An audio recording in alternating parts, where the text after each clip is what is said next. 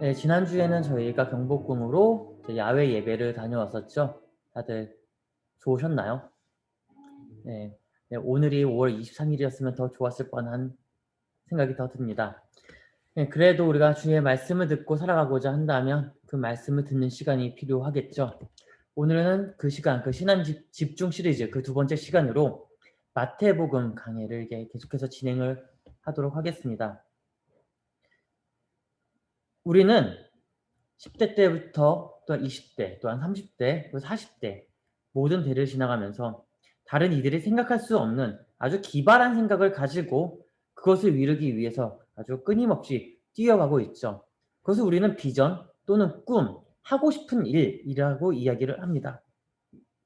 다시 말하면 누구보다 더 큰 꿈을 꾸며 살아가고자 한다는 거죠. 다른 사람에게도 한번 물어볼까요? 당신의 꿈이 무엇입니까? 하면 어느 누구도 작거나 소박하거나 그런 것이 아니라 원대하고 크고 웅장한 꿈들을 꾸고 있습니다. 초등학교 때는 다들 뭐 이러한 꿈을 꿨을지도 몰라요. 내가 우주의 왕이 되겠다. 뭐 새로운 지구를 만들겠다. 아니면 뭐 내가 과학자가 되겠다. 뭐 최고의 과학자가 돼서 무엇을 하겠다. 뭐 대통령이 되겠다. 등등등. 아니 뭐 화성 탐사선에 내가 대장이 되겠다. 굉장히 뭐 원대하고 '정말 저게 이루어질 수 있는 거야.'라고 생각할 정도의 내용들을 많이 이야기하죠. 그러나 20-30 대가 되고 30대 40 대가 되고 50 대가 되면 점점 현실적인 것에 눈에 띄게 되고 그 현실적인 것을 꿈을 꾸면서 또 그 꿈을 하나씩 하나씩 만들어 나가게 됩니다. 중국의 역사서이고 세계적인 베스트셀러로 알려진 나관중의 삼국지 연의에는 유비를 도와 무너져가는 총나라를 다시 재건하는 데 가장 큰 힘을 쏟았던 제갈공명에 대해서 이렇게 이야기를 하죠. 공명의 나이 23세 때 그의 친구 석관원과 맹공에게 하늘을 바라보면서 이렇게 말을 했다. 조조맹덕이 지키고 있는 위나라는 얼마나 많은 인재들이 있기에 나의 벗들이 가장 낮은 관직에 앉아 있는가? 왜 자신만의 세력을 가지고 이 세상을 좁히려고 하는가? 공명이 가지고 있었던 그 꿈은 힘의 세력에 굴복하지 않고 힘이 지배하는 나라에서 새로운 것을 만드는 것에 있었다라고 보여집니다. 그렇다면 우리는 권력 구조에 있는 이 세계, 이 사회에서 어떠한 꿈을 꾸면서 살아가야 될까요? 아니, 어떠한 꿈을 꾸고 그 꿈을 이루면서 살아가야 될까요? 조금 오래된 이야기이긴 한데요. 삼성의 ENG 대표인 박기석 사장은 에너지 시장에서 세계 1위를 점유하고 있는 미국에 있는 GE 컴퍼니의 특별 강사로 초청되어서 강연을 하게 됩니다.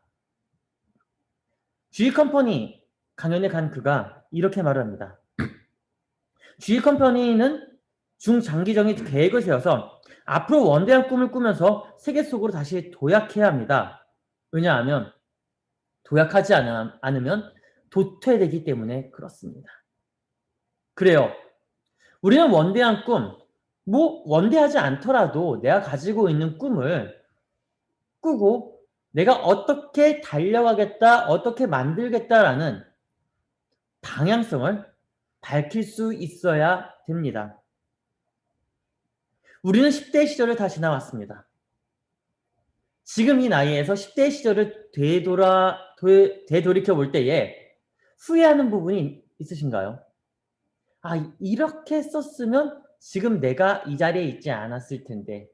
이때 뭔가 했었으면 좀 더 나았을 텐데. 그때 당시에 여러분이 가지고 있었던 꿈을 누구에게 힘차게 포부를 밝혀본 적 있나요? 세계의 많은 사람들을 보면요. 사상가들, 기업가들을 보면 어릴 때부터 '난 뭘 할 거다.'라고 당당하게 포부를 밝혔던 사람이라고 합니다. 지금이라도 여러분들이 무언가 하고 싶다, 무언가 이루고 싶다 그러면 그 포부를 밝히고 나아가기를 주의 이름으로 축복합니다. 오늘 함께 나눌 주기도문, 이 두 번째 이야기. 두 번째 이야기는 예수님께서 우리에게 가르치고 계시는 이 기도의 내용 중 가장 핵심적인 내용이라고 볼 수가 있을 것 같습니다. 그리스도인이라면 누구나, 어느 누구나 할 거 없이 가장 반드시 알아야 할 중요한 말씀이기도 하죠. 10절 볼까요? 같이 함께 읽겠습니다. 시작! 나라가 임하시오며 뜻이 하늘에서 이루어진 것 같이 땅에서도 이루어지이다. 뜻이 하늘에서 이루어진 것 같이 땅에서도 이루어지다.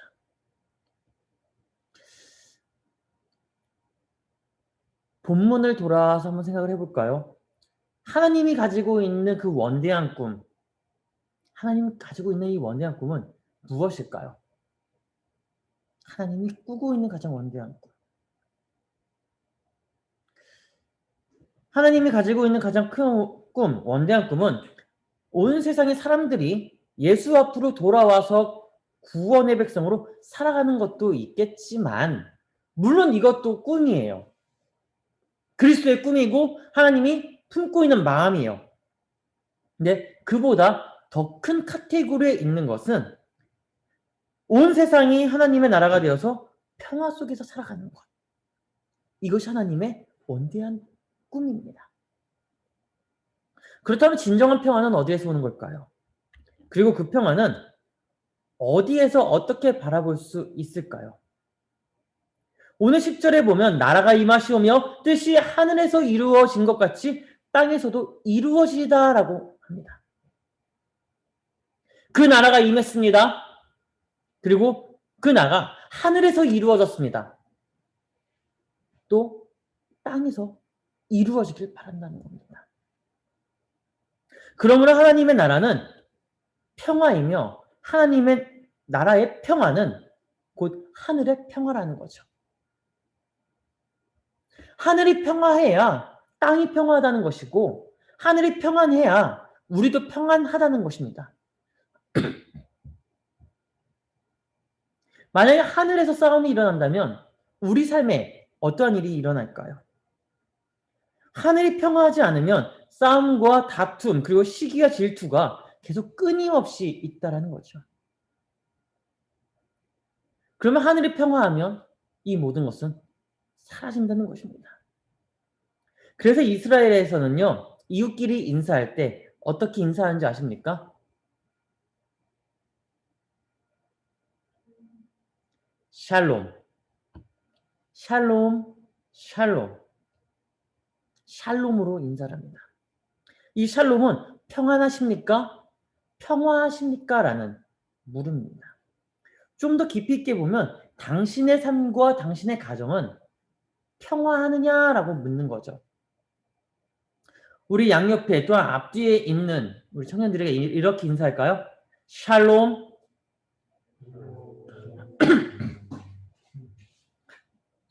여러분은 진짜 샬롬 하십니까?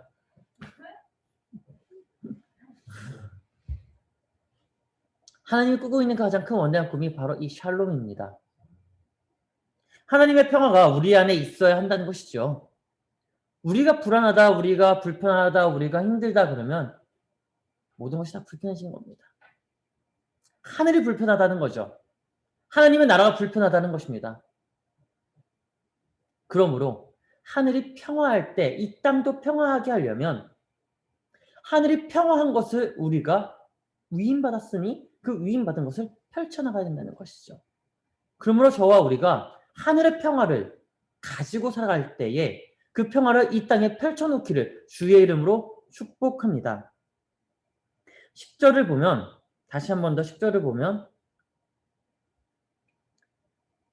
나라가 임하시오며 뜻이 하늘에서 이루어졌다라고 이야기합니다. 그 나라가 이루어졌다. 근데 그 나라는 어디에서 이루어졌느냐? 하늘에서 이루어졌다라는 거죠. 하나님의 나라. 신학적으로는 이미 이루어진 나라, 아니, 아직 이루어지지 않은 나라. 이렇게 두 가지의 내용으로 이야기합니다. 영어로는 already or not yet 이렇게 표현을 해요. 이미 이루어졌지만 아직 이루어지지 않은. 그런데 우리는 이미 그 나라가 다 이루어졌다고 이야기를 합니다. 왜요? 우리 안에 예수 그리스도가 살아계시고 그리스도께서 우리와 함께 나가시기 때문에. 그리고 나를 통치하신 분이 누구세요? 예수 그리스도, 즉 여호와 하나님이시기 때문에 이미 이 나라는 이루어졌다라고 이야기를 합니다. 그런데 그 반대편으로 그 나라가 아직 이루어지지 않았다고 하죠. 왜요? 땅에서도 이루어지이다. 땅에서도 이루어지이다. 하늘에서는 이루어졌지만 아직 땅에서는 이루어지지 않은. 그러므로 already not yet 이미 이루어졌지만 이루어지지 않았다라고 표현을 하는 거예요. 하늘은 평화예요. 근데 이 땅은 평화합니까? 하늘은 평안합니다. 그런데 이 땅은요? 시기와 질투와 욕심과 다툼이 있죠. 그래서 하나님은 말씀하십니다. 또한 예수 그리스도는 이 주기도문을 통해서 하늘에서 이루어진 것 같이 땅에서도 이루어져야 된다라고 이야기를 하는 겁니다. 무엇이요? 하나님의 나라가 말이죠. 근데 그 나라는 먹고 마시는 나라가 아니라는 겁니다. 그냥 띵까띵까 놀면서 즐기는 그런 나라가 아니라는 것이죠. 그럼 그런 나라는 어떤 나라입니까? 로마서 14장 17절에 이렇게 이야기를 해요. 이 나라는 하나님의 나라는 먹는 것과 마시는 것이 아니요 오직 성령 안에서 의와 평화가 희락이라. 정의와 평안과 기쁨을 나누는 것. 그것도 성령 안에서 그것을 다 공유하는 것이 하나님의 나라다라는 거예요. 정리하면요. 우리는 페스티벌, 페스타, 그리고 기쁨, 희락 다 먹고 마시는 것으로 제한을 둬버립니다. 근데 진짜 먹고 마시는 것만 기쁜 것이 아니라 정말 기쁜 거는요. 모두가 정의로운 의 안에서 살아가는 것. 다시 이야기하면요. 정의라는 것은요. 서로의 마음이 다투지 않는 거예요. 나눠지지 않는 거예요. 한자성어로 이심전심이라고 하죠. 내 마음이 네 마음이 되고 내 마음이 내 마음 되는 것. 눈빛만 봐도 알 수가 있는 것. 이게 바로 의라는 거죠. 정의라는 거예요. 근데 우리는 정의를 어떻게 정의를 합니까? 정의를 어떻게 정의를 해요?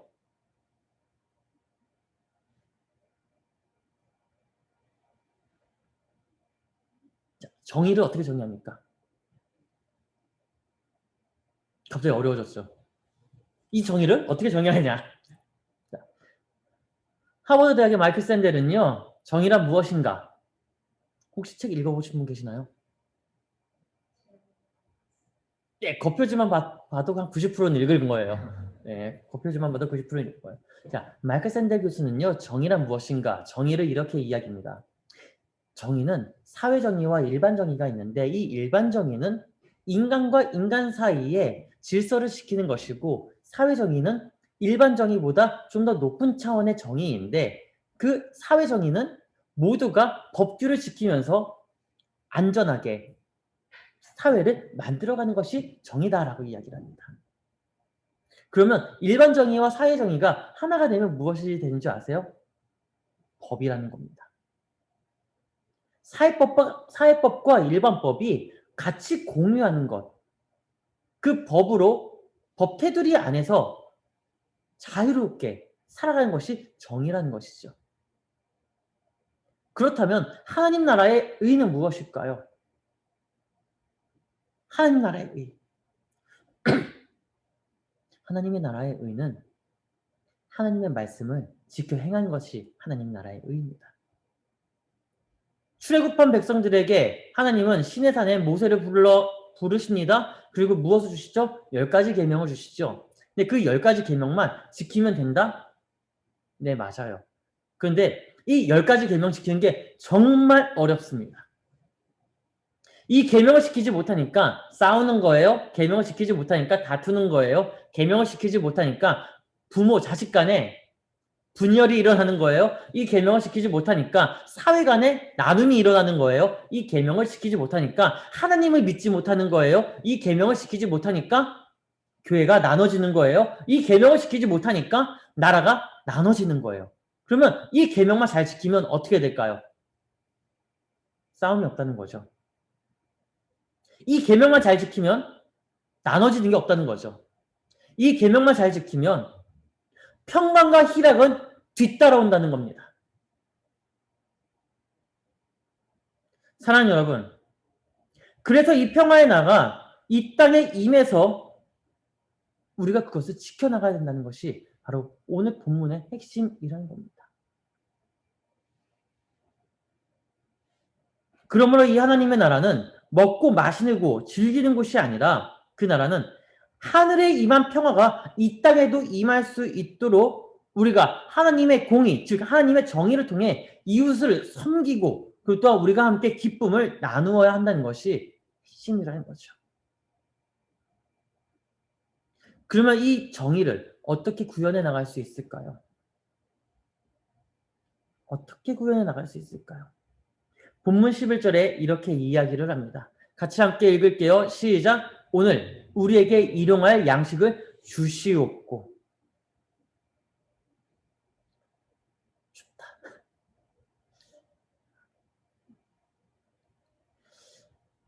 자, 추우니까 빨리 끝낼게요.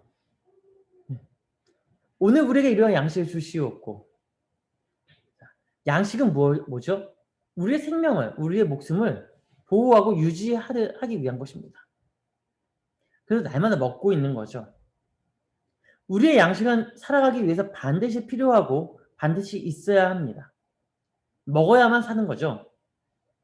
그런데 오늘 본문에 있는 이 양식은요, 우리가 먹는 그 양식하고는 전혀 다른 양식의 이야기입니다. 아모스 8장 11절에서는요, 주 여호와의 말씀이니 보라, 날이 이를지라 내가 기근을 땅에 보내리니 양식이 없어 주림이 아니며 물이 없어 가람이 아니요 여호와의 말씀을 듣지 못한 기갈이라.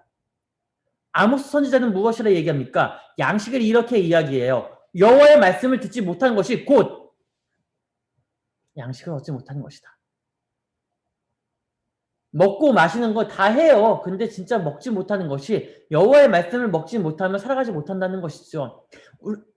우리가 매주마다 주일에 예배를 드리는 이유가 무엇입니까? 여호와의 말씀을 듣기 위함입니다. 그 말씀을 가지고 살아가기 위함입니다. 그 말씀이 나의 양식이 되기 위함입니다. 우리가 하나님의 말씀 듣지 않으면 어디를 떠나게 돼요? 교회를 떠나게 되죠. 말씀을 떠나게 되죠. 하나님을 떠나게 됩니다. 떠남과 동시에 어떻게 되죠? 나눠지게 됩니다.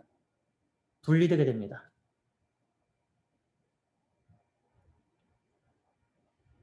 물론 매주마다 잘 나온 이들도 분리돼요.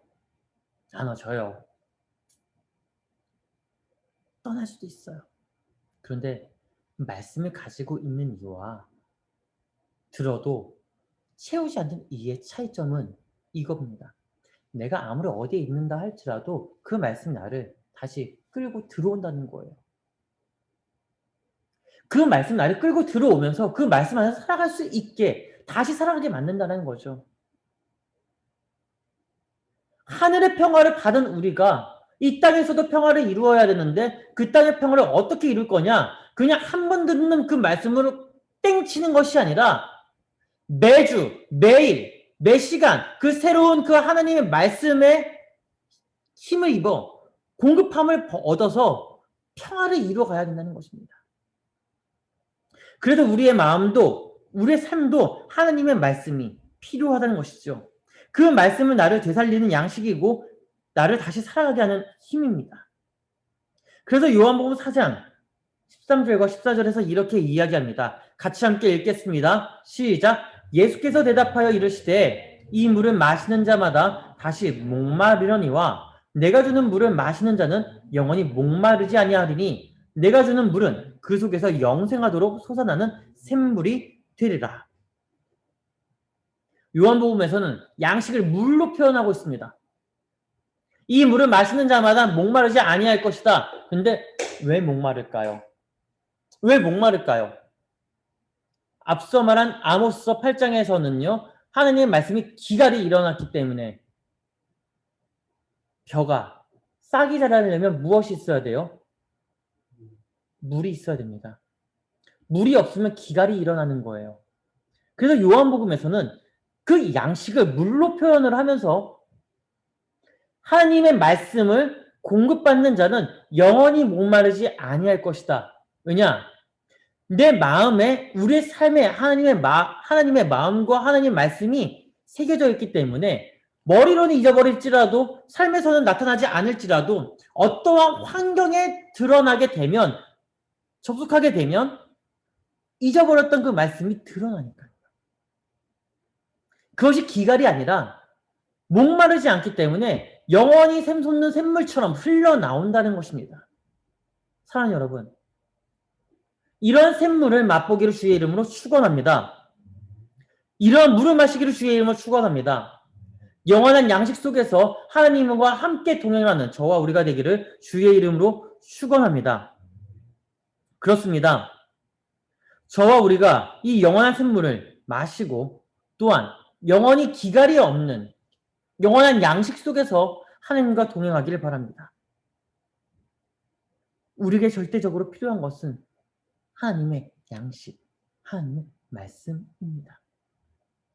그 말씀이 기본이 되어 그 말씀이 기초가 되어 사회가 성장하는 겁니다. 경영학을 잘 배운다고, 회계학을 잘 배운다고, 정치학을 잘 배운다고, 물리학을 잘 배운다고 잘 돌아가면 좋죠. 그런데 이론처럼 되는 게 있나요? 이론처럼 되는 게 있나요? 의학을 배웠어요. 실질적으로 병원 가서 진료하는데 이론처럼 답을 내놓으니까 아니래요. 그 뭐가 문제일까요? 무엇이 문제일까요? 끊임없는 공급이 없기 때문에 문제인 겁니다. 공부하는 사람, 사회에서 일하는 사람들도 계속해서 끊임없이 공부를 하죠. 공부하는 이유가 무엇입니까? 새로운 프로그램 나오니까요. 새로운 내용들이 나오니까요.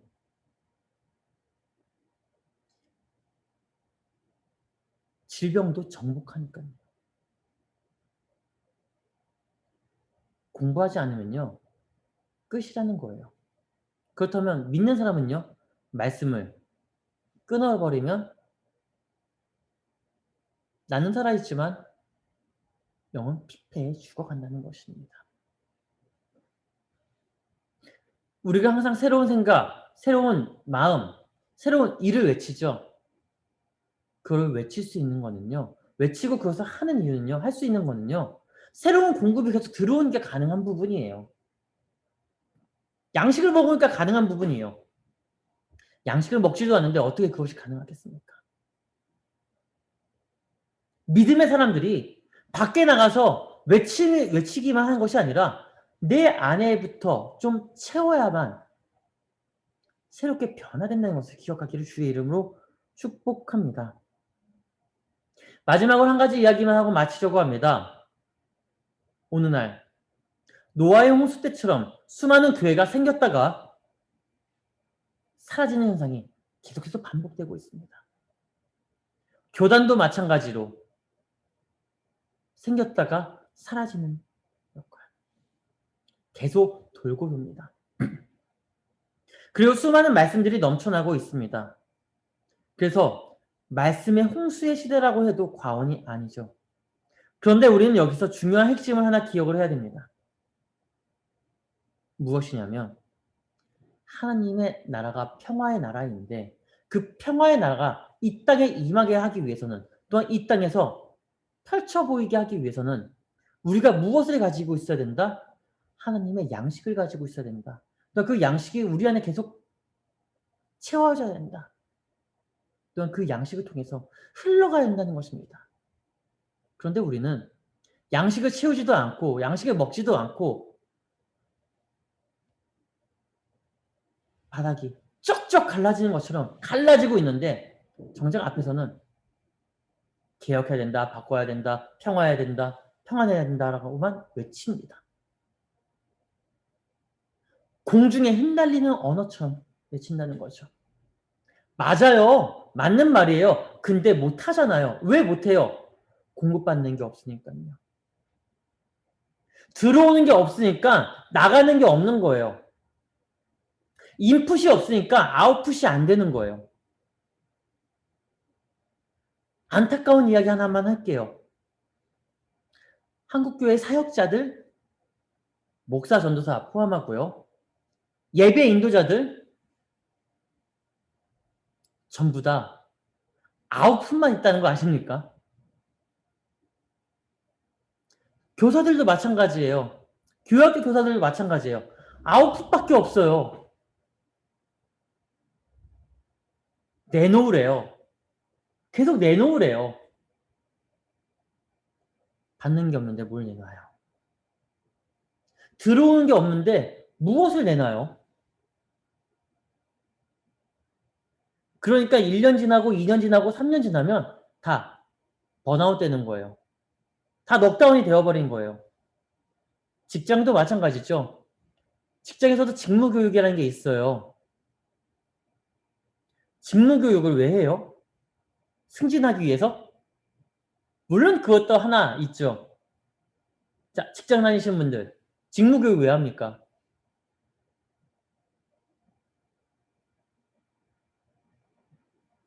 아직 직무교육 한 번도 안 받아보셨나요? 직무교육 하는 거는요. 다 조금은 다르겠지만 인풋 하라는 겁니다. 새로운 것이 있으니 받아들여 달라. 그리고 그것을 적응시키게 할 수 있게 해달라. 처음에 어렵죠. 직무교육 받고 나면 아씨 왜 또 이거 또 얘기해가지고 사람 귀찮게 만들어 왜 또 새로운 거 내가지고 웅숑